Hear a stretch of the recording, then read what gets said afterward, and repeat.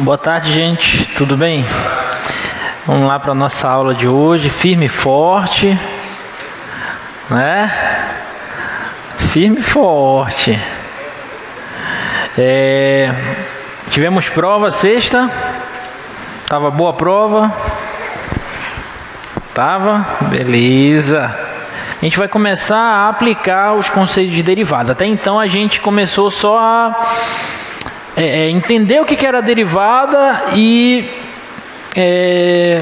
aumentar, né, a nossa tabela, o nosso leque ali de derivadas de várias funções que nós já sabemos calcular. Hoje a gente vai começar a utilizar essa ideia de derivadas de maneira mais aplicada, né? Então, para que serve derivada, né? Por que é importante estudar isso? Então, tem várias aplicações.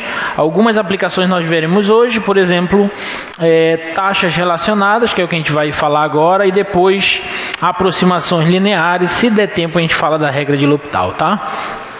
Então, vou começar falando de taxas relacionadas, que é um conteúdo bem legal, tá? Que o aluno vê claramente algumas importâncias e aplicações de derivadas. Então vamos supor que...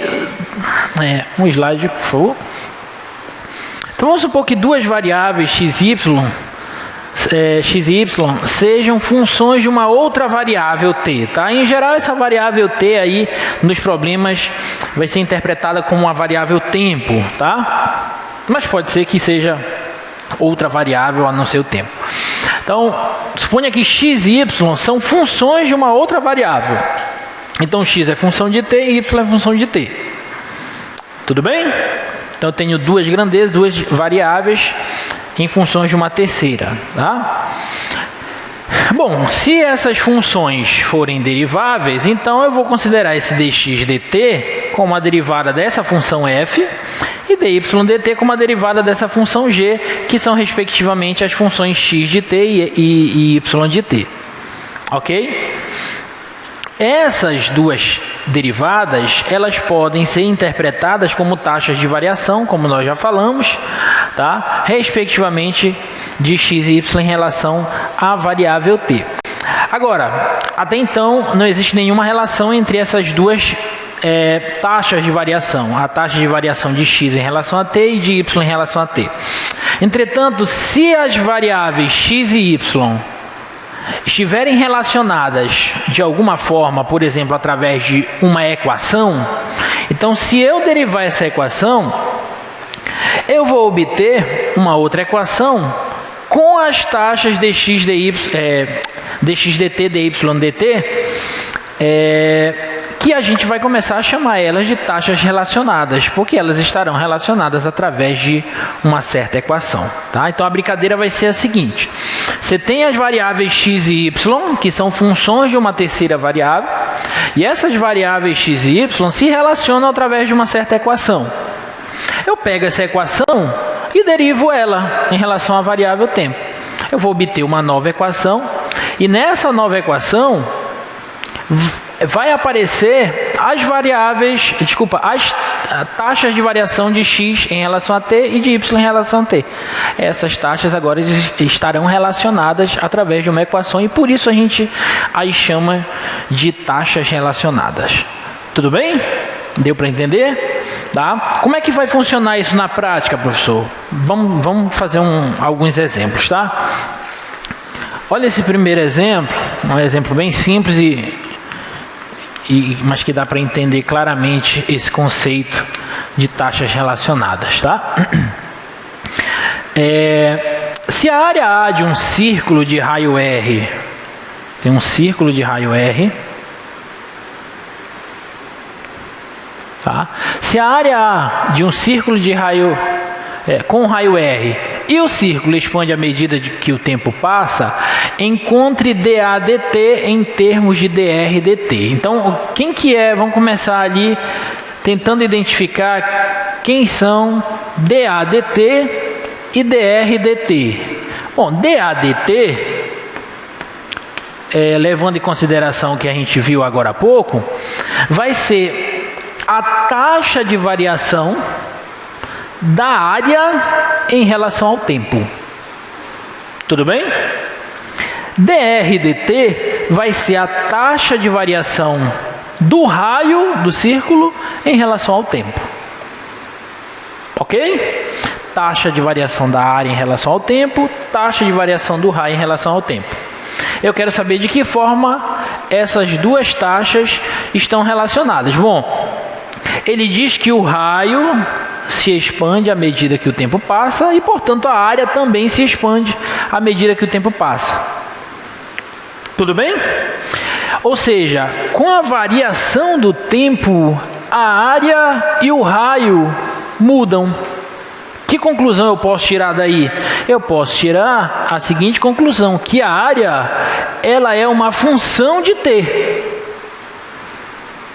Porque à medida que o tempo passa, a área muda. E o raio também é uma função de t. Porque também à medida que o tempo passa, o raio muda. Fez sentido isso? Tudo bem? Bom, então, eu já tenho, tomando como base o que eu expliquei anteriormente, eu já tenho duas variáveis, A e R, que são funções de uma terceira variável. A é a função de t, R é a função de t. E eu quero saber de que forma as taxas de variação da área e do raio em relação ao tempo se relacionam. Para eu saber como elas se relacionam, eu preciso partir de uma equação que envolva essas duas variáveis. Qual é uma equaçãozinha? Lembrando que eu estou falando de círculo. Uma equação que envolve a área do círculo e o raio do círculo. É a fórmula da área. Como é que a gente calcula a área de um círculo? πr ao quadrado. πr ao quadrado. E é assim que a gente calcula a área de um círculo. Tudo bem? Então, eu vou partir daqui, que é a equação que relaciona as duas variáveis, A e R, π é constante, tá? Relaciona as duas variáveis A e R, e eu vou tentar encontrar algo que relacione a taxa de variação da área e a taxa de variação do raio em relação ao tempo. Tá bom? Ou seja, eu vou pegar essa equação e agora eu vou derivar. Lembra que na aula passada nós fizemos bastante isso quando nós estudamos derivação implícita? É muito parecido. Eu vou derivar em relação ao tempo ambos os lados dessa equação.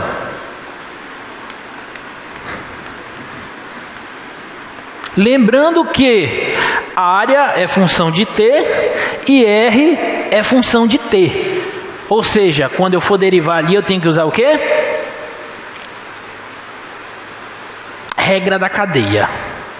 Tá bom? Não esqueçam da regra da cadeia. Ela vai acompanhar vocês eternamente. Derivada de A em relação ao tempo, lembrando que A é função de t. É dA dt mesmo. Tudo bem? Π é constante. Deixa ele aqui. Derivada de r quadrado em relação a t, lembrando que r é função de t. Vai ficar como? 2r, derivada de alguma coisa quadrada é 2 vezes alguma coisa, vezes a derivada de r em relação a t. Tudo bem? Se eu quiser, para deixar mais bonitinho, eu boto aqui, ó, tá π 2r, eu vou pôr 2πr. 2πr.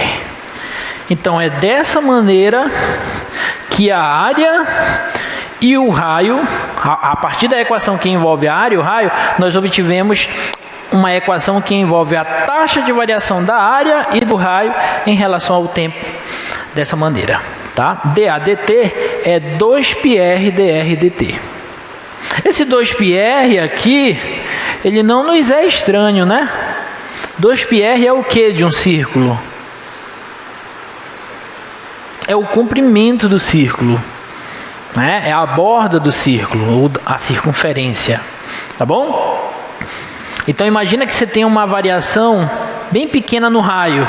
Se o raio do círculo variar com uma variação bem pequena, a área do círculo varia aproximadamente de acordo com o comprimento dele, né? 2πr, tá bom?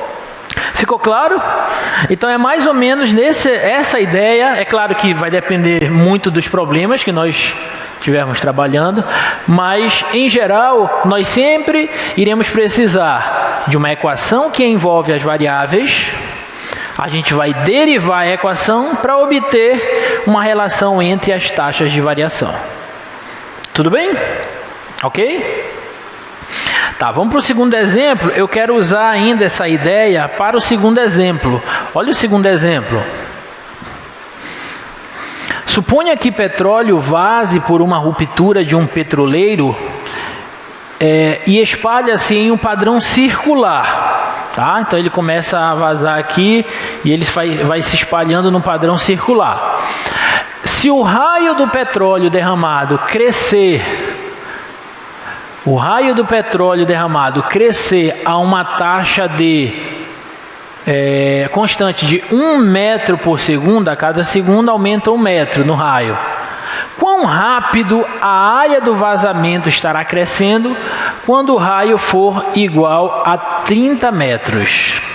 Tá? Então esse raio aqui, ó, dessa mancha de petróleo, ele vai aumentando a uma taxa de 1 metro por segundo. Quando o raio for 30 metros, quão rápido a área do vazamento, ou seja, essa região, estará crescendo? O que ele está pedindo aí? Quão rápido a área estará crescendo? O que ele quer dizer com isso? O que ele está pedindo? Ele está pedindo a taxa de variação da área em relação ao tempo, que é a velocidade da área, tá? Então ele está querendo saber quanto que vale dAdt, a taxa de variação da área em relação ao tempo, quando o raio for de 30 metros. Tudo bem? Bom, é o mesmo raciocínio do exemplo anterior, porque eu estou trabalhando com um círculo. A área vai se expandindo em relação ao tempo, então a área é função de t. O raio também vai aumentando em relação ao tempo, então o raio é função de t. Qual é a equação que relaciona a área e o raio de um círculo? É essa. Quando eu derivar, eu obtenho essa relação entre as taxas de variação da área e do raio. Então eu vou só copiar dali para cá, ó. dAdt é 2πr dr dt. Tá bom? Ok? Bom, eu quero esse cara, dAdt. Isso vai ser igual a 2π quando o raio for 30. Então, eu vou substituir no lugar do raio 30. E dr dt, que é a taxa de variação do raio em relação ao tempo, a velocidade com que o raio se expande em relação ao tempo, é de 1 metro por segundo. Tudo bem? Então, a taxa de variação da área em relação ao tempo, quando o raio for de 30 metros, vai ser de 60π. Qual é a unidade?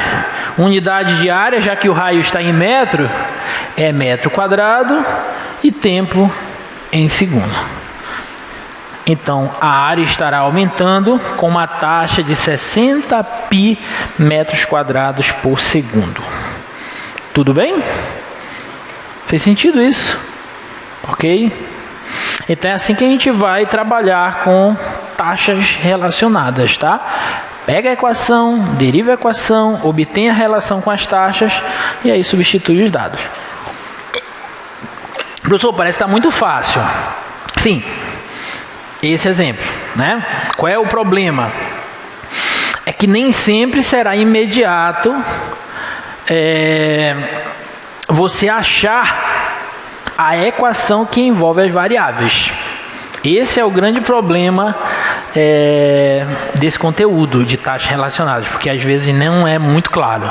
Quando é um sólido, um círculo, alguma coisa do tipo, a gente já tem as formulazinhas prontas, né? Mas quando às vezes tem uns problemas que tem uns contextos assim meio cabeludos que a gente tem que rebolar para encontrar a equação que envolve as taxas, tá bom? Mais devagar a gente vai conseguindo. Posso para o próximo? Olha o próximo. Um tanque cilíndrico com raio de 5 metros está recebendo água a uma taxa de 3 metros cúbicos por minuto.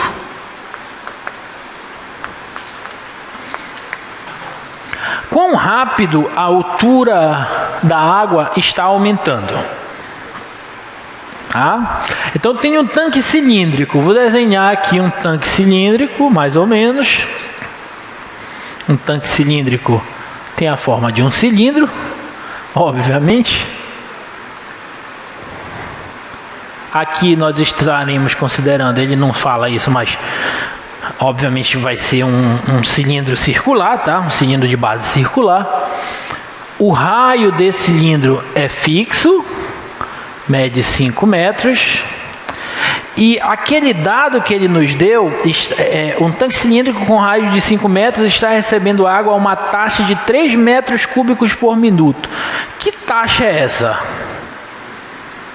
Isso é importante, tá? A gente interpretar os dados do problema para a teoria, tá? Está recebendo água a uma taxa de 3 metros cúbicos por minuto. O que ele quer dizer com isso? Que taxa é essa? Taxa de variação do quê? Área. Metro cúbico. Vamos nos ater à unidade. Metro cúbico é a unidade de volume. Então é a taxa de variação do volume de água pelo tempo. É de 3 metros cúbicos por minuto. Tudo bem? O que ele quer? Ele quer quão rápido a altura de água está aumentando. Então ele quer a taxa de variação do quê? Vou repetir a pergunta. Quão rápido a altura da água está aumentando? Então ele quer a taxa de variação do quê? Da altura da água. Tá? A água tá enchendo aqui, ó, o tanque, tá? Então a altura do nível da água aqui, ela é uma função de t, porque à medida que o tempo passa, a altura vai mudando, concorda? Então h é função de t. E além disso, como a água está sendo derramada aqui e está enchendo o tanque, o volume ele varia também de acordo com o tempo, o volume de água no tanque. Tá claro isso? Tá? Então nós queremos descobrir quanto vale dH/dt. É isso que nós queremos. Bom, então as minhas variáveis são V e H. Essas variáveis são funções de uma terceira variável, que é a variável t. Então eu preciso de uma equação que envolva, que relacione essas duas variáveis, v e h. Que relação é essa? A fórmula do volume de um cilindro. Como é a fórmula do volume de um cilindro? O volume de um cilindro é igual a área da base vezes a altura. Como é que a gente calcula a área da base desse cilindro? É a área do círculo. Π vezes o raio, que é 5, ao quadrado. Tudo bem? E a altura, eu não sei quanto é h, porque está variando de acordo com o tempo. Beleza? Já encontrei a relação que envolve as duas variáveis. O que eu faço agora? Derivo em relação à variável comum, que é t. Vou pôr logo aqui 25π. Não, deixa eu fazer direito. Derivada em relação a t de 25π h. Então, derivada de v, que é função de t em relação a t, é dv dt. 25π é constante. Derivada de h em relação a t, como h é função de t, é dh dt. Pronto. Esta equação relaciona as taxas de variação do volume e da altura do nível da água em relação ao tempo. Ok? Agora é só substituir o dado. Ele disse que dv dt é 3 metros cúbicos por minuto. Então substitui 3 é igual a 25π dHdt, portanto, dHdt é igual a 3 sobre 25 π, unidade metros por minuto. O tempo aqui está dado em minuto. O volume está dado em metros cúbicos. Então, o nível da água vai ter que estar em metro e o tempo continua em minuto. Tá bom? Então, essa é a taxa de variação do nível da água em relação ao tempo. Ok? Tá? Então, se você, num tanque cilíndrico, começa a derramar água a uma taxa constante de 3 metros cúbicos por minuto, o nível da água sobe a uma taxa constante de 3 sobre 25 π metros por minuto. A cada minuto aumenta uma quantidade dessa. Ok? Belezinha? Alguma dúvida? Tá bom, tá vendo como é legal? Tá, mais um.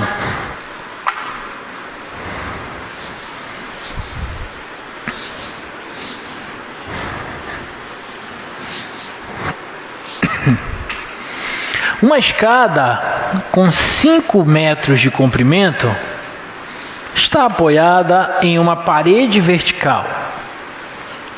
Se a base da escada desliza, afastando-se da parede a uma taxa de 1 metro por segundo, quão rápido o topo da escada está escorregando para baixo na parede quando a base da escada está a 3 metros da parede? Então vamos tentar entender. Está aqui a parede, aí você tem uma escada aqui, apoiada. Tá? A base da escada começa a deslizar a uma taxa de 1 metro por segundo. Tudo bem? Como a base começa a deslizar, o topo da escada também desliza. E estamos considerando que ele desliza rente à parede. Tudo bem? Então, se a base desliza a uma taxa de 1 metro, uma velocidade de 1 metro por segundo, qual é a velocidade com que o topo da escada está descendo quando a distância entre o pé da escada e a base da parede é de 3 metros, né? 3 metros. Deu para entender o contexto? Tem a escada, a base desliza a uma velocidade de 1 metro por segundo. Quando a distância entre a base da escada e a parede for de 3 metros, qual é a velocidade que o topo da escada está descendo? Tá? Então, até então parece que, ok, entendi o contexto, mas não sei como resolvo, porque eu não sei quais são as variáveis, né? E aí é o primeiro problema, que a gente já é mais obscuro, que a gente não sabe quais variáveis estão presentes aí nesse problema. Vamos fazer um desenhinho aqui para ver se fica mais claro. Tá aqui a parede, tá aqui o chão, tá aqui a escada,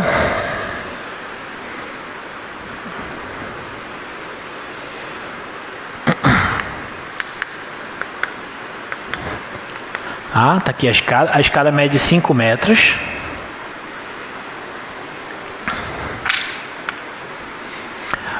E aí, essa base aqui começa a deslizar.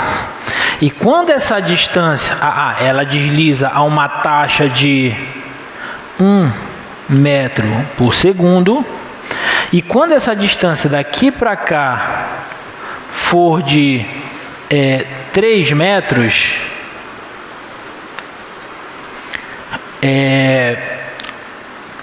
com que taxa o topo da escada estará deslizando? Aqui vai estar em metro por segundo. Vou até colocar logo a unidade, né? Estão falando de velocidade. Tudo bem? Aqui, obviamente, eu estou adotando que o ângulo da parede com o solo é perpendicular. É 90 graus o ângulo, melhor dizendo, a parede e o solo são perpendiculares. E aí eu preciso descobrir essa velocidade. né? Como é que a gente faz? Bom, eu preciso introduzir variáveis aí.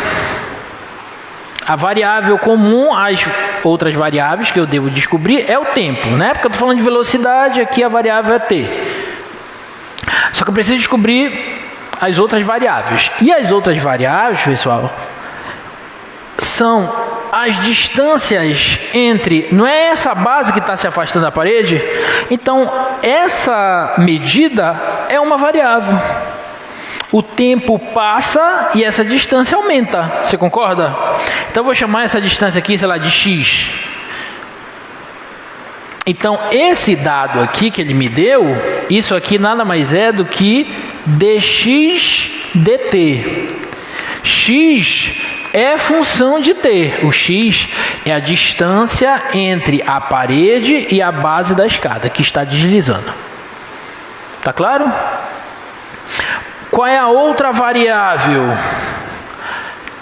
Essa medida do topo da escada até o chão. Por quê? Porque quando essa base desliza, essa distância diminui. Então, y também é função de t. X e y são funções de t. Então, isso aqui que eu quero, isso aqui nada mais é do que dy dt. Então, a pergunta é: quanto vale dy dt? Tudo bom? Bom, então eu já identifiquei as duas variáveis. Essas duas variáveis x e y são funções de t. Só que eu preciso do quê? De uma equação que relacione essas duas variáveis, para que eu derive essa equação e obtenha a relação entre as taxas de variação.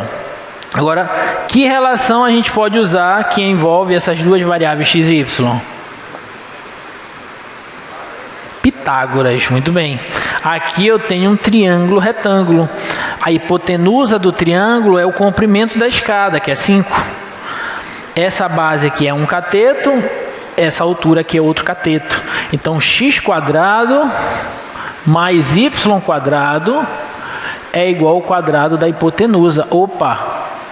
Obtive a equação que envolve as duas variáveis, as duas funções de t.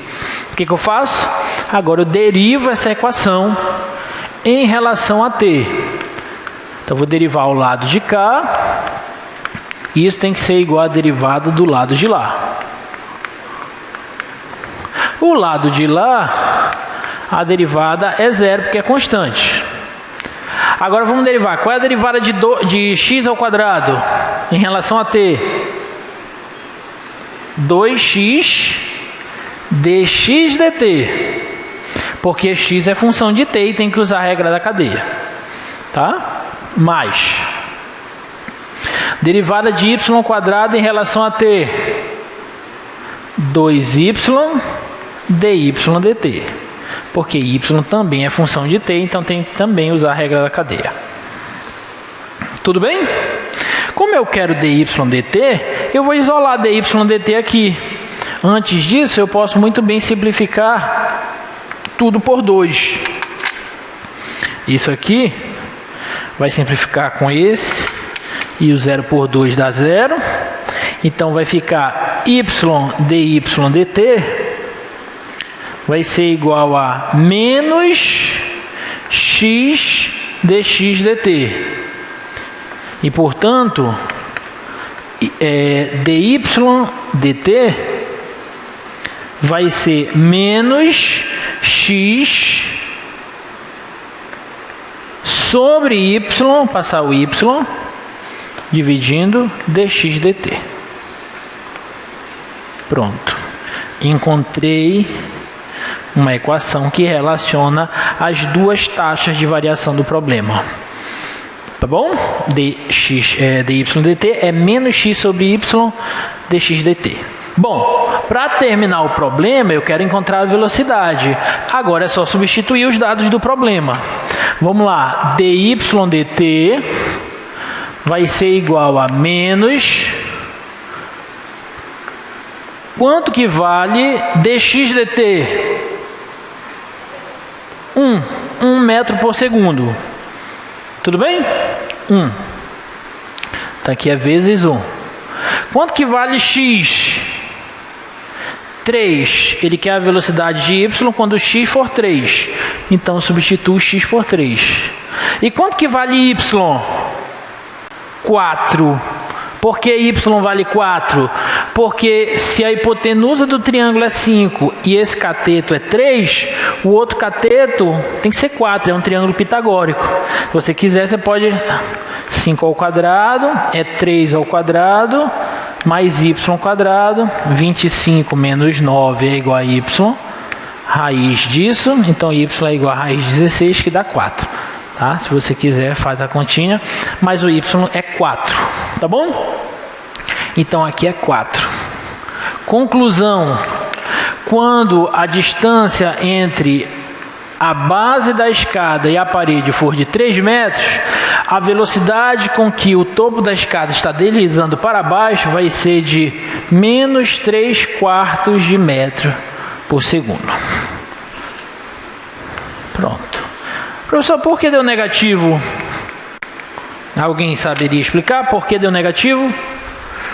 Porque a distância está diminuindo. Essa medida y está diminuindo, está indo para baixo aqui. Ok? Então está diminuindo a uma taxa de 3/4 de metro por segundo. Tudo bem? Ficou claro? Alguma dúvida? Não? Beleza, bonitinho, né? Esse problema. Vamos fazer mais um.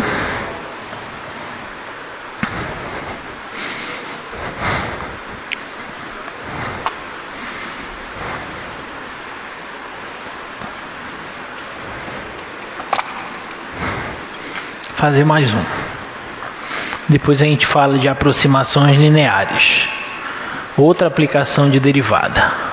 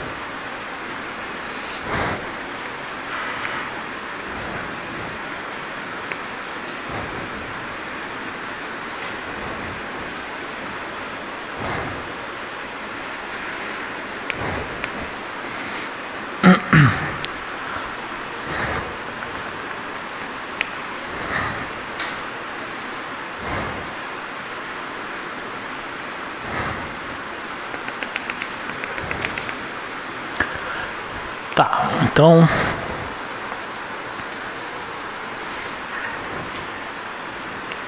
olha esse probleminha bonitinho, ó. Duas carretas A e B estão conectadas por uma corda de 12 metros. Então essa corda aqui mede 12 metros, tá? Que passa por uma polia P. Veja a figura. O ponto Q no chão está 4 metros diretamente abaixo de P. E entre as carretas. A carreta A está sendo puxada para longe de Q a uma velocidade de meio metro por segundo. A que velocidade a carreta B está se movendo em direção a Q no instante em que a carreta A estiver 3 metros de Q? Então eu venho puxando aqui a carreta A, a uma velocidade de meio metro por segundo, e eu quero saber com que velocidade a carreta B está se aproximando do ponto Q, quando a distância de Q a A for de 3 metros, né? Então essa distância daqui para cá, ó, tem que ser de 3 metros.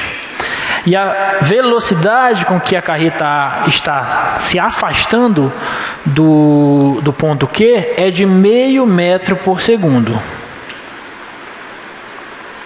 E eu sei que o comprimento da corda é de 12 metros. Tá? Corda de 12 metros. Bom, como é que a gente resolve esse problema? Quais são as variáveis?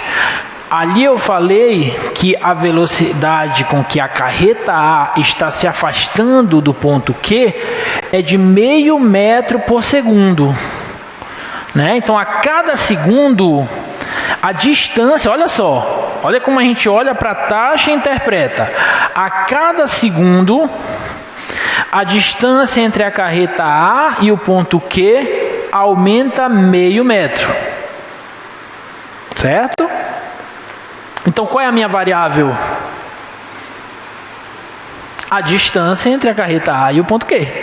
Aqui, essa distância aqui, ó, que eu vou chamar de X, vou chamar de X aqui, ó, pá, essa distância X está aumentando a uma taxa de meio metro por segundo.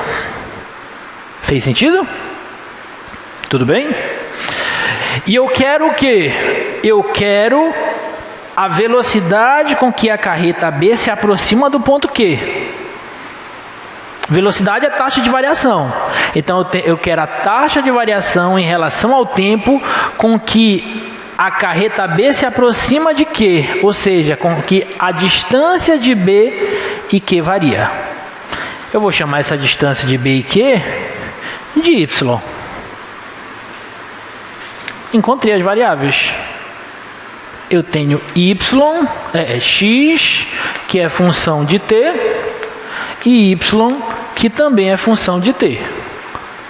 Todo mundo concorda com isso? Agora eu só preciso de uma equação que relacione essas duas variáveis. Tá? Eu quero descobrir quanto vale dy dt. É isso que nós queremos descobrir.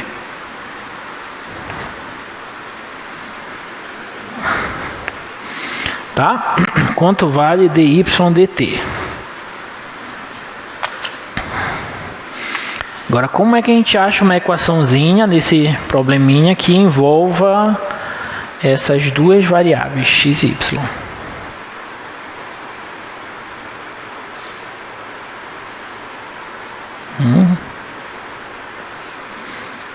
Vou dar uma dica.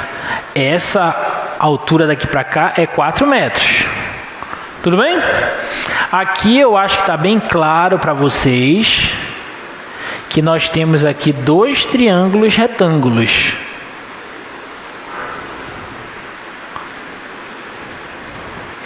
A altura dos dois é de 4 metros. E um dos catetos, a base dos dois, é de x e y metros. Tudo bem? E eu quero essa taxa de variação quando o x for 3 metros. Tá? E aí, como é que a gente envolve? Vamos olhar para o triângulo daqui. Cateto x, outro cateto 4. Quanto vale a hipotenusa dele? 5? Ah, tu já está olhando quando o x for 3. Tá, quando o x for 3, vai ser 5. Mas para um valor x qualquer, quanto que vai ser a hipotenusa dele? Bom, a hipotenusa dele, eu não sei quem é, mas eu sei que hipotenusa ao quadrado é x ao quadrado mais 4 ao quadrado. Concorda? Então, se eu tirar esse quadrado, a hipotenusa vai ser raiz quadrada de x quadrado mais 4 ao quadrado. Concorda? Isso aqui é raiz quadrada de x ao quadrado mais 4 ao quadrado. De modo totalmente análogo, se a base desse triângulo é y e a altura é 4 e ele é triângulo retângulo, quanto que vai ser a hipotenusa dele? Raiz quadrada de y quadrado mais 4 ao quadrado. Todos concordam? Tá? Isso aqui vai ser raiz quadrada de y quadrado mais 4 ao quadrado. Vê se isso ajuda agora. Uma relação agora que envolve as duas variáveis. A gente já usou quase todos os dados do problema. Qual é o dado que a gente ainda não usou? O comprimento da corda. Se eu somar esse tamanho com esse, tem que dar quanto? 12. Então, conclusão. Raiz quadrada de x quadrado mais 4 ao quadrado mais raiz quadrada de y quadrado mais 4 ao quadrado, isso tem que dar 12. Está aí a equação que envolve as duas variáveis. Agora é só derivar. Tá? Então vamos derivar em relação a t, lembrando que x e y são funções de t.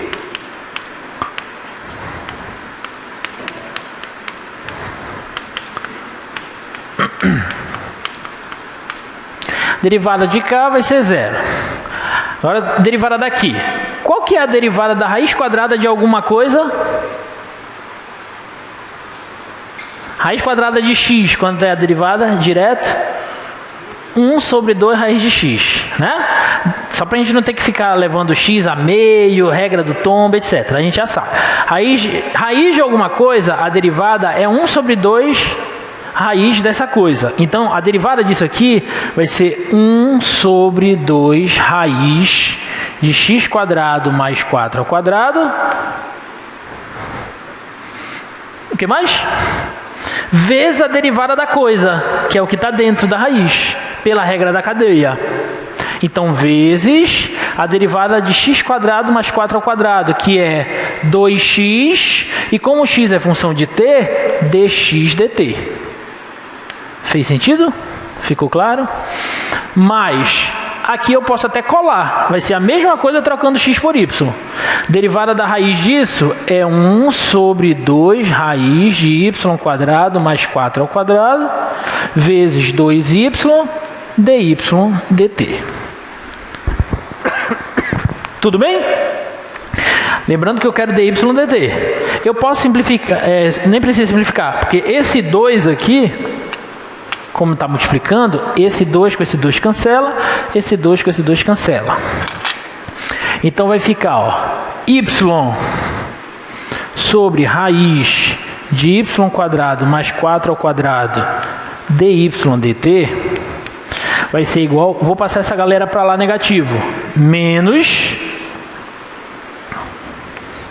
x sobre raiz x quadrado mais 4 ao quadrado dx dt. Tá bom? Eu vou isolar dy dt. Dy dt vai ser igual. Esse cara que está multiplicando, ele passa dividindo.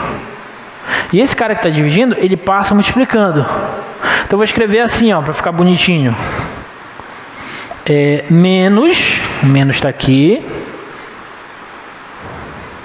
x sobre y, porque o y passa dividindo,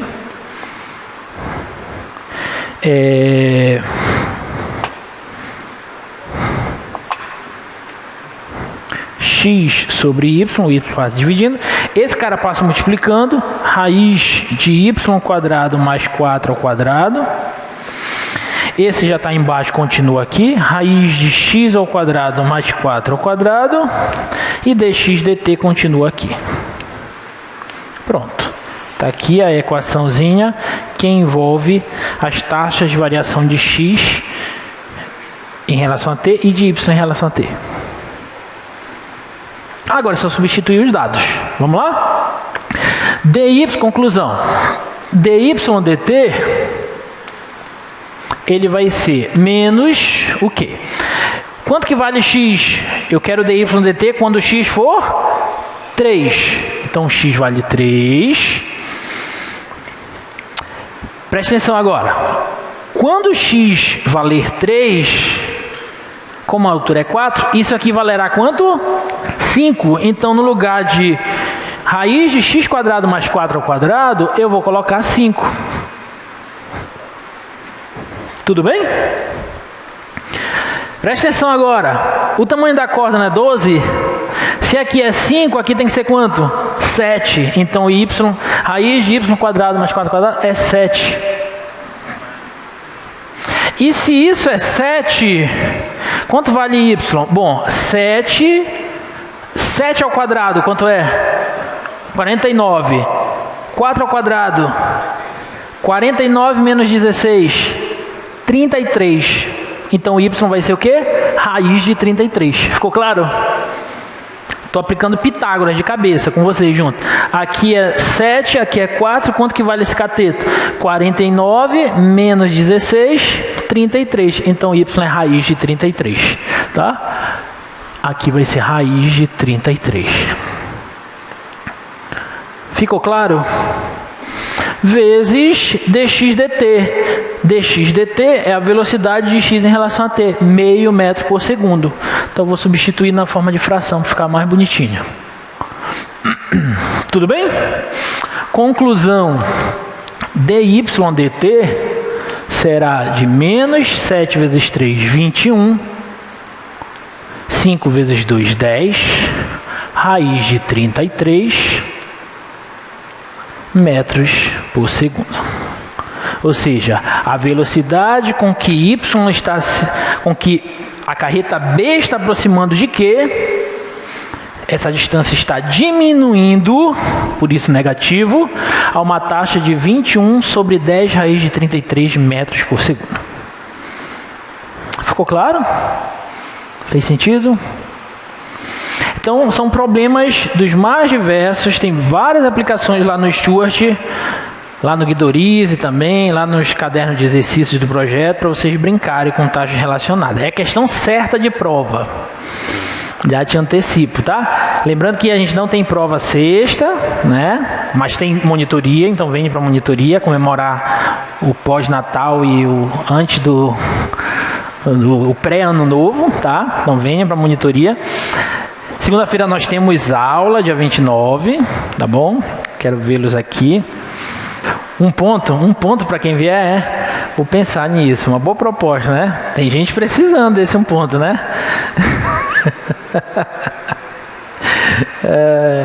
E nós não temos prova agora, só quando a gente voltar, tá bom? Então vai ter bastante conteúdo. Vai ter tem taxas relacionadas que está vendo. Vamos ver aproximações lineares. Vamos ver regra de L'Hopital. A aula que vem, segunda que vem, nós vamos começar a parte do estudo. A gente vai pegar as derivadas e vamos começar a usar o conceito de derivada para estudar funções. O que a derivada diz sobre funções, sobre uma certa função, né? A gente vai ver que a gente consegue estimar valores de máximo e de mínimo, intervalos de crescimento e decrescimento, intervalos onde a concavidade da função é voltada para cima ou para baixo, pontos de inflexão.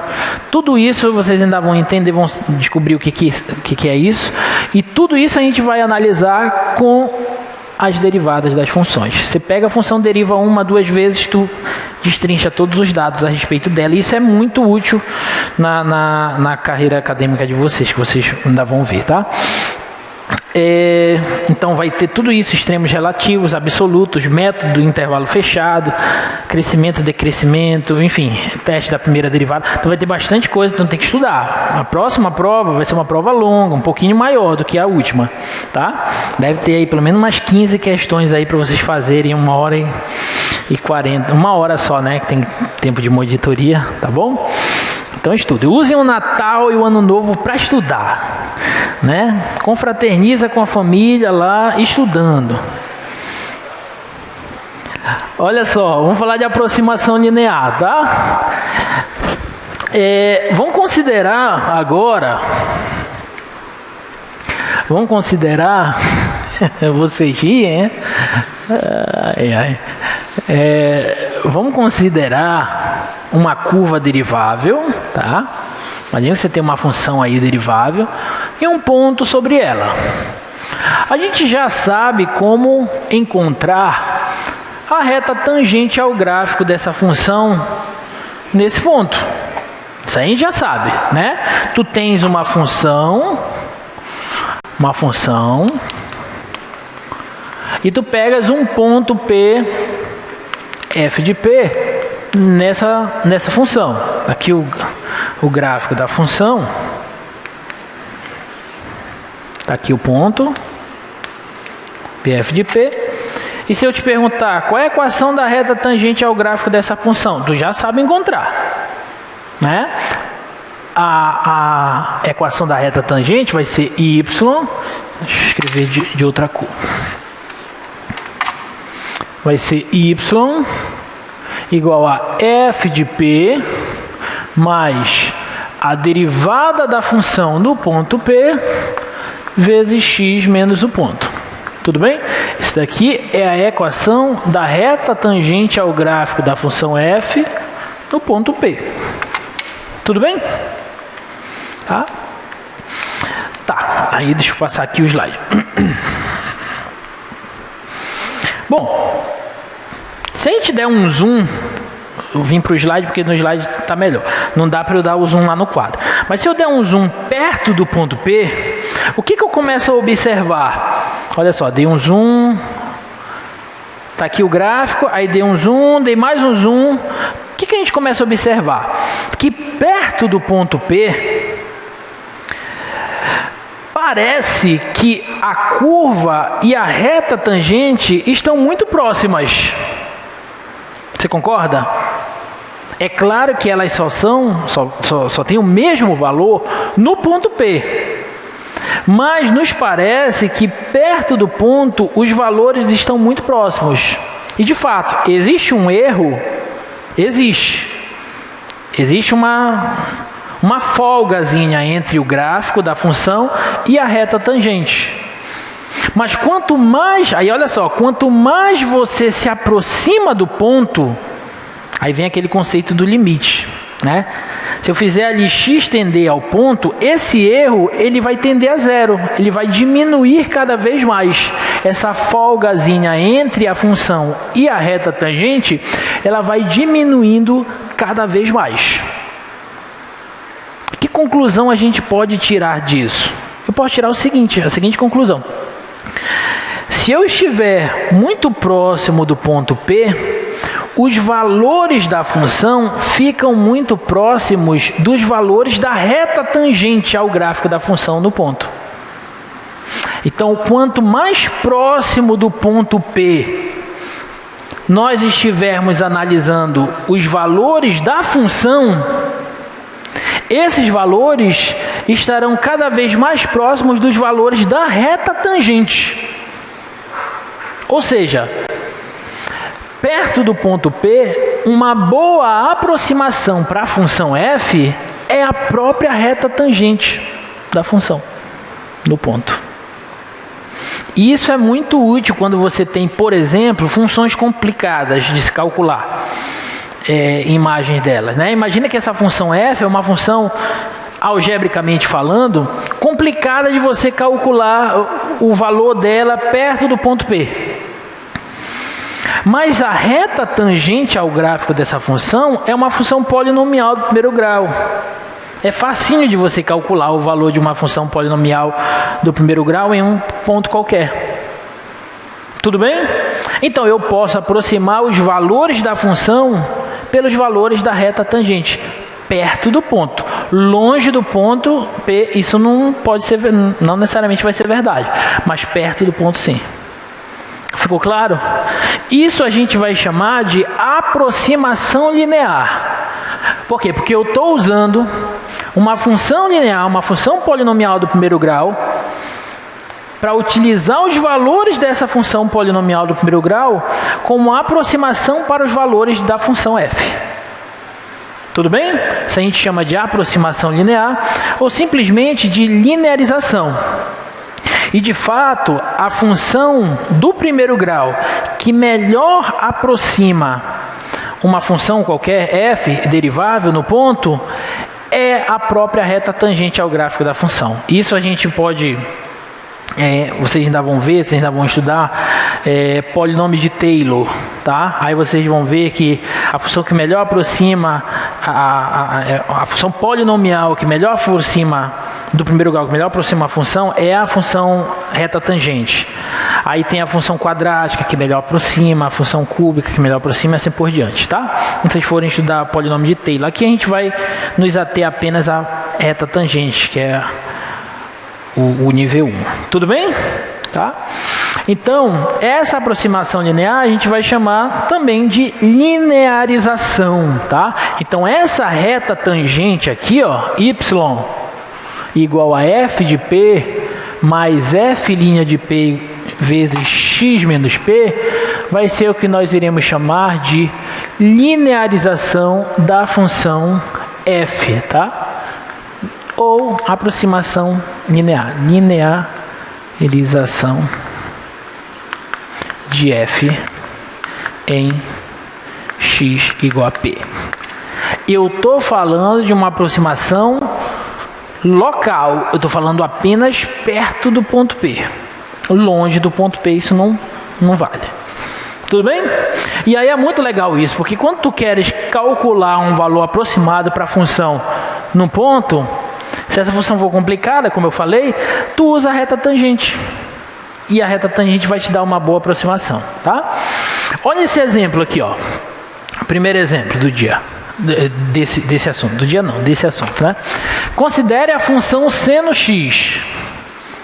Determine primeiro a linearização da função seno em torno do ponto P igual a zero. Depois utilize essa linearização para determinar uma aproximação para o seno de 0,1. Utilize uma calculadora para determinar o erro cometido, tá? Então, olha só. Eu vou pegar a função seno de x, f de x igual ao seno de x, e eu quero primeiro determinar a linearização dessa função em torno de p igual a zero. Não se assustem com a nomenclatura. Linearizar uma função em torno de um ponto é simplesmente achar a equação da reta tangente ao gráfico da função no ponto. Isso você já sabe fazer. Tudo bem? Então vamos lá. Primeira coisa que eu preciso é o quê? Derivada da função f. Quem é a derivada do seno? Cosseno. Segunda coisa que eu preciso, o valor da função no ponto. Ou seja, eu preciso de f de zero, porque o ponto é zero. F de zero é o seno de zero. Quanto é o seno de zero? Zero. Terceira coisa que eu preciso do valor da derivada da função no ponto. Ou seja, eu preciso de f' de zero. Só que f' é cosseno, então eu preciso do cosseno de zero, que é 1. Tudo bem? Pronto. Com esses dados eu já consigo achar a reta tangente ou a linearização da função f no ponto P igual a zero. Vai ser f de zero, que deu zero, vou colocar aqui, mais f' de zero, que deu 1, vezes x menos p, o p é zero. Conclusão, a linearização do seno em torno do zero é 1 vezes x, que é x. Então, olha que bacana. Se eu quero aproximar o seno de x perto do zero, para valores de x perto do zero, eu posso simplesmente usar o valor de x. Em outras palavras, próximo de zero, o seno de x ele pode ser aproximado por x. Fez sentido? Tudo bem? Perto do zero, os valores do seno podem ser substituídos aproximadamente pelos valores da linearização dele, que é x. Qual é a segunda parte do problema? O que ele quer? Utilize essa linearização para determinar uma aproximação para o seno de 0,1. Ou seja, o seno de 0,1, ele é aproximadamente igual a quanto? 0,1. Seno de x perto do zero é mais ou menos o mesmo valor de x. Como 0,1 está perto de zero, relativamente perto, então o seno de 0,1 pode ser aproximado pelo próprio 0,1. Tudo bem? Vamos pegar uma calculadora para ver isso? Deixa eu pegar a calculadora aqui do computador.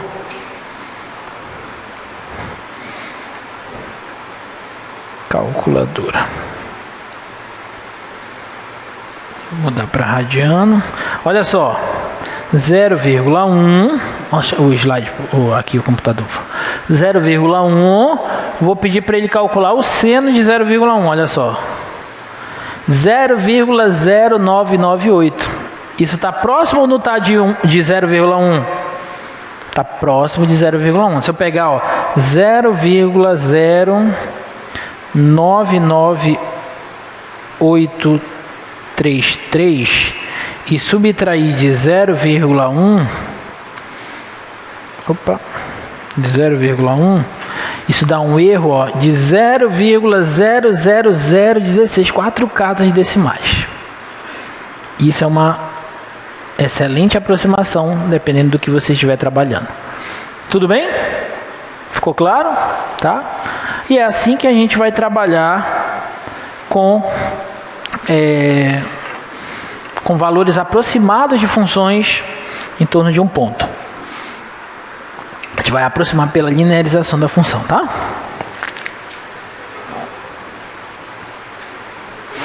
Oi, fala.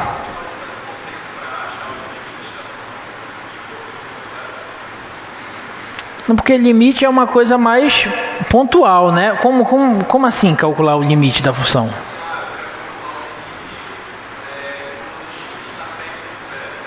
Quando x tende a zero, do seno de x. Aí vai ser o próprio zero. No caso do limite vai ser só substituir, né, o seno por zero, porque o limite do seno de x quando x tende a zero é zero. Só se fosse uma função que perto do ponto ela não fosse definida no ponto, né? Porque se a função for definida no ponto, o limite vai ser, e ela for contínua, o limite vai ser o valor da função, né? Aí tem que pensar numa função, né?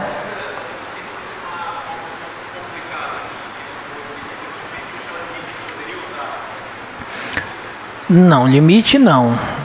Limite não. Dá para usar para calcular o valor da função no ponto, que é o que eu estou fazendo. Por exemplo, sem uma calculadora, eu não sei quanto que é o seno de 0,1. Mas com esse conceito, eu posso encontrar um valor aproximado para o seno de 0,1. Entendeu? Então, é mais precisamente para calcular valor de função em pontos, principalmente para funções complicadas, tá? Mas para limite, não, tá? Olha outro exemplo legal. Mostra aí. Use uma aproximação linear para estimar o número e elevado a menos 0,015. Quanto que vale e elevado a menos 0,015 aproximadamente? Então tem que usar uma aproximação linear para estimar esse valor. Tá?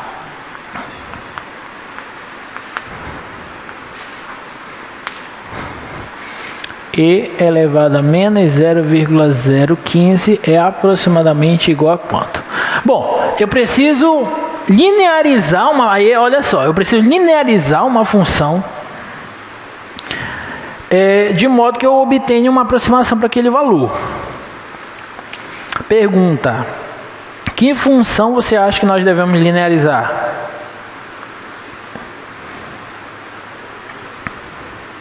A exponencial. Eu tenho que linearizar a função e elevado a x. Pergunta: em torno de que ponto?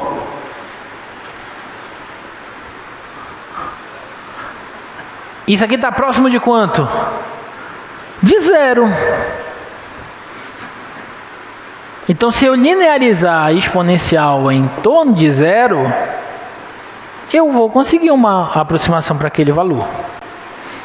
Tudo bem? Tá? Vamos fazer isso. Primeira coisa que eu preciso. Derivada da função. Só que essa função é bonitinha, a derivada dela é a própria. Outra coisa que eu preciso, o valor da função no ponto P. Isso aqui é i elevado a zero, que é 1. Opa, ótimo. Tudo bem? Outra coisa que eu preciso, o valor da derivada no ponto P. Ou seja, isso aqui é i elevado a zero também, que também é 1. Então, olha que bacana. A linearização ou a reta tangente ao gráfico da função e elevado a x no ponto zero vai ser f de zero, que é 1, mais derivada da função no zero, que é 1, vezes x menos o ponto, que é zero. Conclusão, a linearização é x mais 1.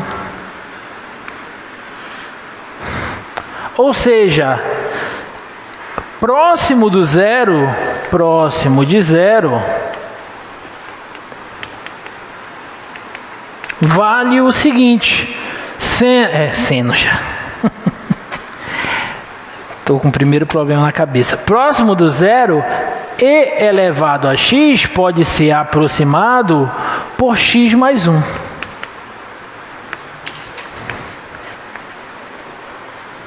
Fez sentido? Tudo bem? Então, conclusão. Logo, se eu quero um valor aproximado para e elevado a menos 0,015, eu posso aproximar esse número por, no lugar do x, eu vou pôr menos 0,015 mais 1. Tudo bem? E quanto é 1 menos 0,015? 0,8985, certo? 985. Tudo bem?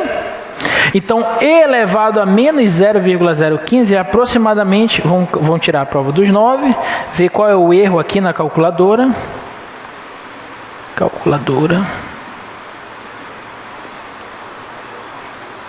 E cadê o e aqui? Ah, tá aqui. E elevado,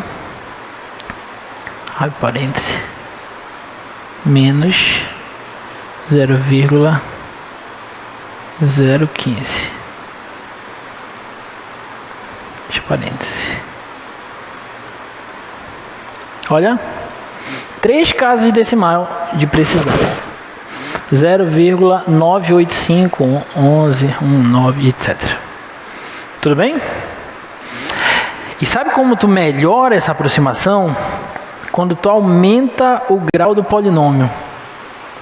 Quando vocês forem estudar polinômio de Taylor, aí tu pega um polinômio de Taylor de grau 2, essa aproximação melhora. Tu pega um de grau 3, essa aproximação melhora, e assim por diante. Tá bom? Isso é muito bacana. Ficou claro, gente, como a gente trabalha com aproximação linear? Mostra lá o slide. Mais esses dois, ó.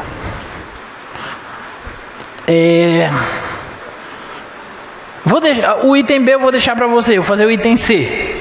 O item B, vocês vão linearizar qual função?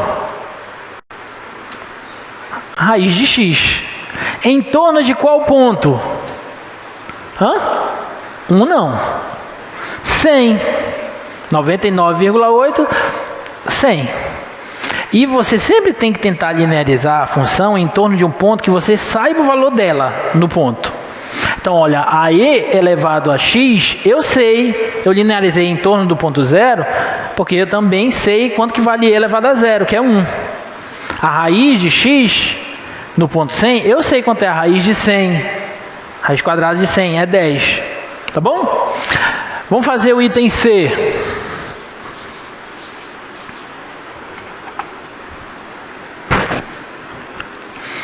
Eu quero um valor aproximado para o log natural de 1,05. Pergunta, qual é a função que vocês acham que a gente vai ter que linearizar? a log natural de x. Certo? Em torno de qual ponto?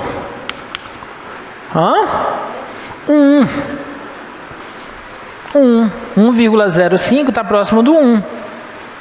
Tudo bem? Então vamos lá.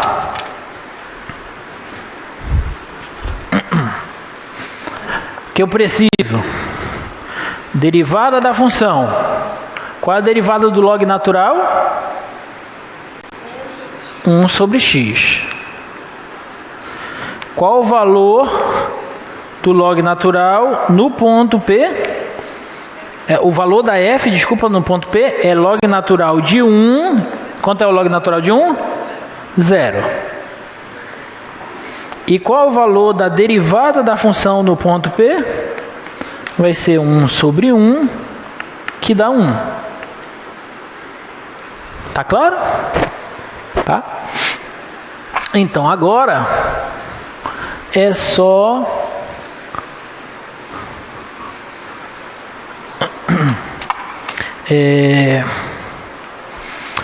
olhar para a linearização. A linearização vai ser f de 1, que é 0, mais a derivada da função no 1, que é 1, vezes x menos o ponto P, que é 1. Então essa linearização aqui, galera, vai ser x menos 1. Tudo bem? Ou seja, perto de 1 vale o seguinte: eu posso aproximar o log natural de x por x menos 1. Perto de 1. Ok? Então, se eu quero o log natural de 1,05, como 1,05 está perto de 1, isso pode ser calculado como 1,05 menos 1. Isso aqui é 0,05.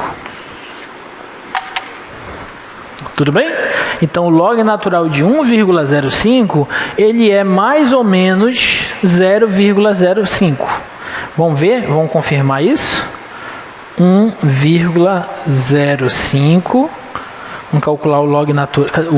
Mostra aí o computador para eles. Olha só aqui, o log natural de 1,05, 0,048. Tá bom? Que é aproximadamente igual a 0,05. Ficou claro, gente, como a gente trabalha com aproximações lineares, tá? Beleza. Tem outras aplicações que a gente vai ver depois, mas nesses minutinhos finais, eu quero falar de mais uma coisa já para antecipar da próxima aula, porque a próxima aula tem bastante coisa para a gente falar. Se eu deixasse isso para a próxima aula, ia ficar muita coisa, tá? Que é um teoremazinho. Quem avança nos estudos, quando começa o curso de cálculo e já está avançado nos estudos, ou porque já estudou, ou reprovou, enfim, sempre tem vontade de ficar usando regra de L'Hopital, né? Ah, professor, eu posso calcular esse limite por regra de L'Hopital, né? Por quê? Porque a regra de L'Hopital é um teorema, na verdade, que te permite calcular limites. Só que são limites específicos, não é qualquer limite que você consegue calcular usando a regra de L'Hopital, né? Para usar L'Hopital, é preciso que as hipóteses do teorema de L'Hopital sejam muito bem amarrados, tá? Então, esse aqui é o teorema de L'Hopital, olha só. Nota lá o slide. Suponha que f e g sejam deriváveis e a derivada da g seja diferente de zero em um intervalo aberto I que contenha A, exceto possivelmente o próprio ponto A. E suponha o seguinte: pode acontecer duas coisas. Ambas as funções vão para zero, ou ambas as funções vão para infinito, ou mais ou menos infinito. Se ambas as funções forem a zero, ou se ambas as funções forem a infinito, eu posso calcular a derivada do quociente da f com a g a derivada não, desculpa, o limite do quociente da f com a g como o limite do quociente das derivadas da f pela derivada da g. Então, se eu quero calcular um limite desse jeito, quociente de duas funções, se a de cima e a de baixo forem ambas simultaneamente para zero ou para infinito, mais ou menos infinito, então eu posso calcular o limite desse quociente como o limite do quociente das derivadas das duas funções. Esse é o teorema de L'Hopital. Então, para eu poder usar o teorema de L'Hopital, eu tenho antes que verificar se essa hipótese de que ambas vão a zero ou ambas vão ao infinito está sendo satisfeita. Senão, eu não posso usar. Fez sentido? Tá? Então, por exemplo, mostra lá o primeiro exemplo.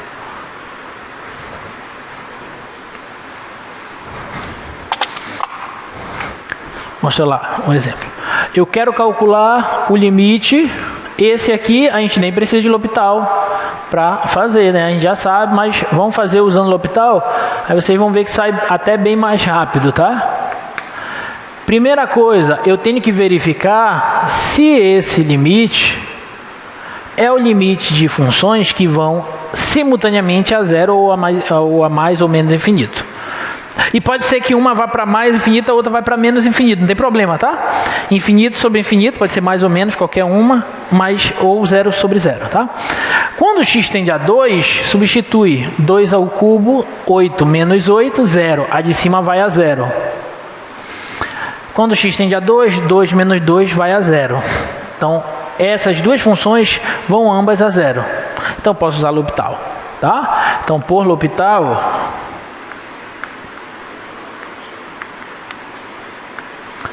como é que vai ficar? O limite deste quociente aqui, quando x tende a 2, eu posso calcular como limite de... Aí agora o que eu faço? Eu derivo em cima e derivo embaixo. Derivada de x ao cubo menos 8. 3x ao quadrado. E derivada de x menos 2 é 1. Pronto. E essa é contínua em 2, é só substituir. Então, isso aqui vai ficar 3 vezes 2 ao quadrado, que dá 3 vezes 4, que dá 12. Então, esse limite aqui dá 12. E se eu usar fatoração, vai dar a mesma coisa. Tá bom? Aí, por isso que eu falo que muita gente que já viu, né? Quando começa o curso que a gente fala de limite, aí a pessoa pergunta, pode usar L'Hopital? Aí, o que eu falo? Pode, desde que você escreva lá na prova todas as hipóteses do teorema. Garantiu as hipóteses, pode usar L'Hopital. Você já sabe, não tem problema. Tudo bem? Ok? E tem alguns limites que L'Hopital é essencial. Quando a gente for fazer estudo de funções pelo teste da primeira derivada, segunda derivada, a gente vai precisar, por exemplo, calcular as assíntotas horizontais e verticais, e vez ou outra a gente pega um limite cabeludo que a gente vai precisar resolver por L'Hopital. Tá bom? Olha esse aqui, ó. Limite quando x tende a 1, de x à quinta, menos 6x ao cubo, mais 8x menos 3, por x à quarta menos 1. Primeiro garante, substitui aí e vê para onde vai isso. Quando x tende a 1, isso vai para 1 menos 6 dá menos 5, menos 5 mais 8 dá 3, 3 menos 3 vai a 0. E quando x tende a 1, 1 menos 1 vai a 0. Então eu posso usar L'Hopital. Ok? Então por L'Hopital. E outra coisa importante é citar que você está usando o teorema, né?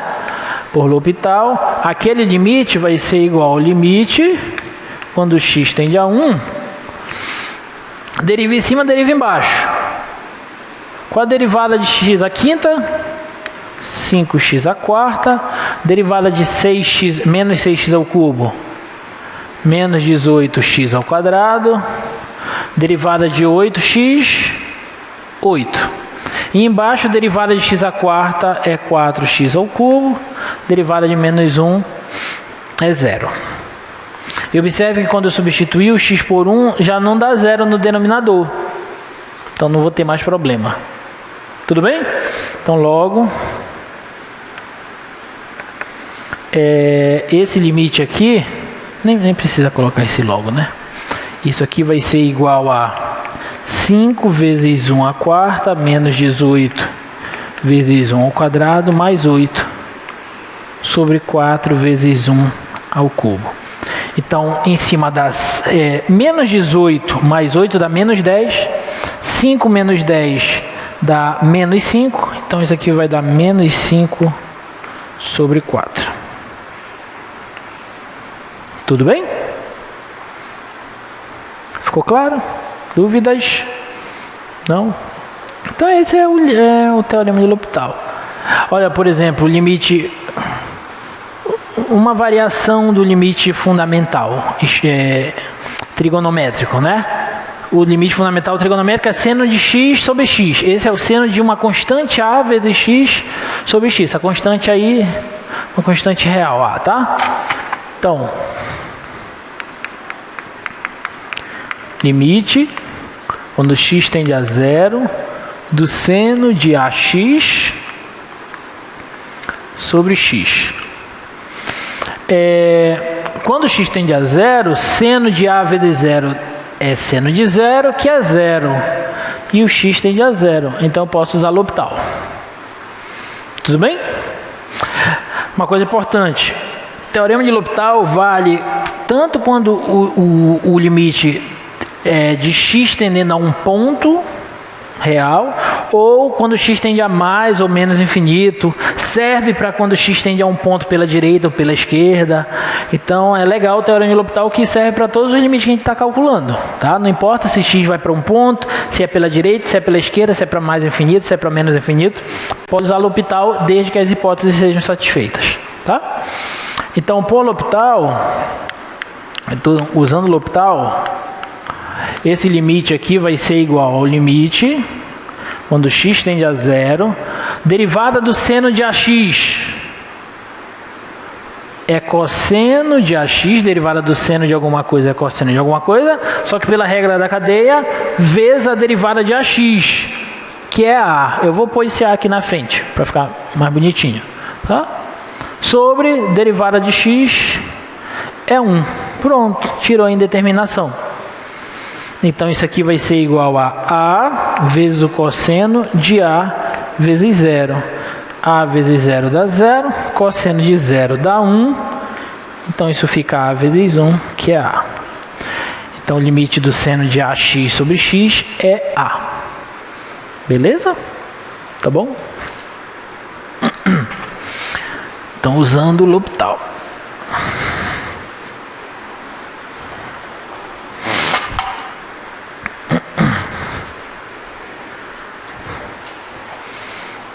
Olha essa.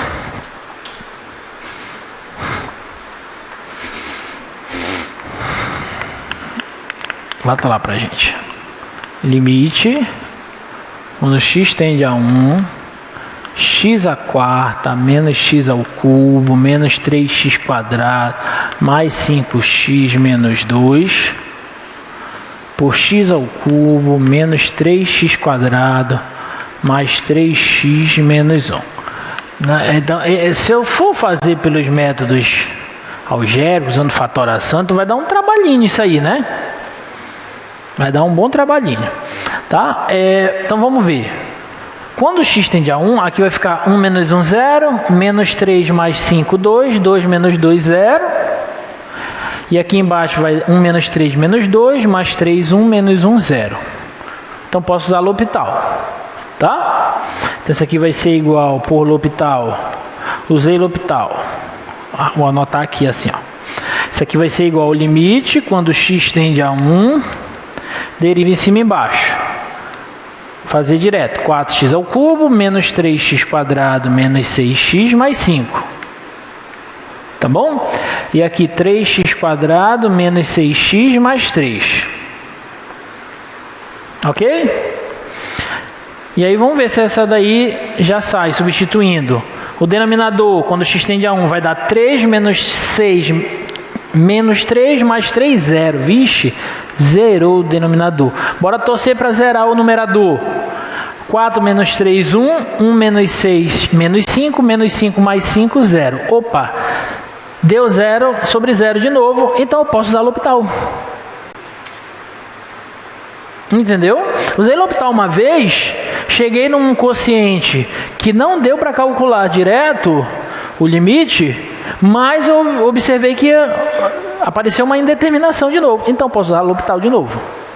Tudo bem?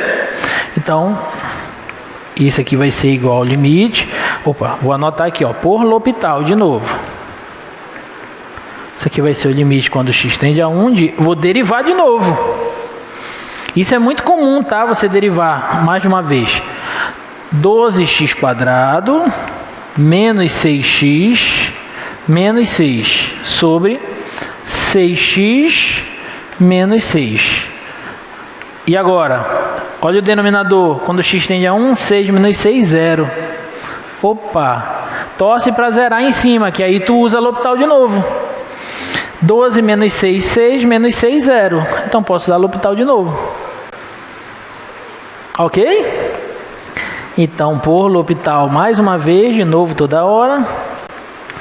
Isso aqui vai ser o limite quando x tende a 1 de, deriva em cima e embaixo, 24x menos 6 sobre 6. Agora eu já vi que não vai zerar. Quando x tende a 1, isso vai para 24 vezes 1, que dá 24 menos 6 por 6, que dá 18 por 6, que dá 3.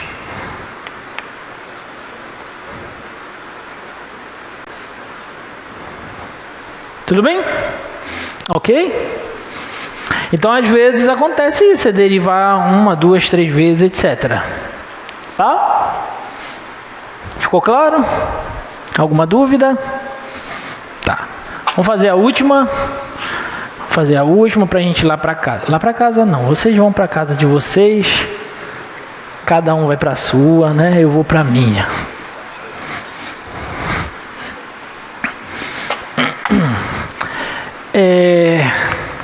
Olha essa última. Limite quando x tende a 0 da tangente de x menos x sobre x ao cubo.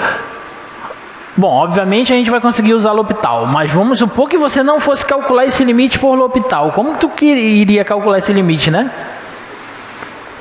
Isso ia ser difícil, talvez usando uma expansão de Taylor ou alguma coisa do tipo, né? Mas não é o caso. Vamos lá. Quando x tende a 0, embaixo vai a 0 e em cima vai a tangente de 0, 0. Porque tangente é seno por cosseno. Seno de 0 é 0, cosseno de 0 é 1. Então 0 menos 0 dá 0. Então posso usar L'Hopital, tá? Então isso aqui por L'Hopital vai ser o limite quando x tende a 0. Embaixo é 3x². E em cima, qual é a derivada da tangente? Secante ao quadrado. Secante ao quadrado de x menos 1, que a derivada de x é 1. Tá? Eu já estou vendo que quando eu for calcular esse limite substituindo, embaixo vai dar 0. E em cima, quanto é a secante de 0? 1. Por quê? Porque secante é 1 por cosseno. E cosseno de 0 é 1. Então secante de 0 é 1. 1 menos 1 é 0. Tudo bem? Então posso usar L'Hopital. Então isso aqui vai ser o limite quando x tender a 0, deriva em cima e embaixo. Embaixo vai dar 6x. Em cima, aqui dá 0, a derivada, mas qual é a derivada de secante ao quadrado? 2 vezes secante de x, só? Vezes a derivada da secante. Qual é a derivada da secante? Secante vezes tangente. Tá claro, gente? Derivada de alguma coisa ao quadrado é 2 vezes essa coisa, então 2 vezes secante. Aí derivada da secante é secante vezes tangente. Então só organizando, isso ali vai ser o limite quando x tender a zero de 2 vezes secante ao quadrado de x vezes tangente de x sobre 6x. Só organizei, juntei secante com secante, secante ao quadrado. Beleza? Vamos olhar agora. Aqui não vai zerar, né? Aliás, não vai sair, né, ainda, porque quando x tende a zero, o denominador dá zero. Como o tangente de zero é zero, o numerador também vai a zero. Então eu posso usar L'Hopital de novo. Vou ter que usar. Mas o legal é que embaixo, agora usando L'Hopital, embaixo dá 6. Então, agora só derivar em cima e partir para o braço. 2 é constante. De novo, derivada... aqui, secante ao quadrado vezes tangente, eu tenho um produto. Tenho que usar a regra do produto. Tudo bem? Regra do produto. Deriva a primeira vezes a segunda. Derivada da primeira é isso aqui. Sim ou não? Derivada da secante ao quadrado, que é a primeira aqui, ó, deu tudo isso. Então vou só colar. Aliás, eu posso até colar logo com secante ao quadrado. Então vai ser 2 secante ao quadrado vezes tangente. Ficou claro? Isso é a derivada da secante ao quadrado. Derivada da primeira vezes a segunda mais a primeira, que é secante ao quadrado, vezes a derivada da segunda. Qual é a derivada da tangente? Secante ao quadrado. Então, tudo isso aqui está multiplicado por 2 e tudo isso dividido por 6. Tá bom? Então isso aqui, só organizando, isso aqui é o limite quando x tender a zero de 2 vezes secante ao quadrado vezes tangente ao quadrado, tangente vezes tangente, tangente quadrado, mais secante a quarta, tudo sobre 6. Esse 2 está com parênteses lá, porque esse 2 está multiplicando a derivada de tudo isso. É 2 vezes tudo isso, e tudo isso é a derivada daquele troço lá. Tá bom? Então isso aqui vai ser igual. Quando x tender a zero, tangente de zero é zero. Isso tudo vai a zero.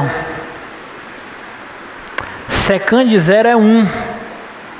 Então esse parêntese vai a 1. Então isso vai ser 2 vezes 1 sobre 6, que é 1/3. Simplificando. Pronto. Então esse é o resultado do limite. Tudo bem? Ficou claro? Foi bom estar com vocês. Feliz Natal. E até segunda-feira, tá? Um abraço.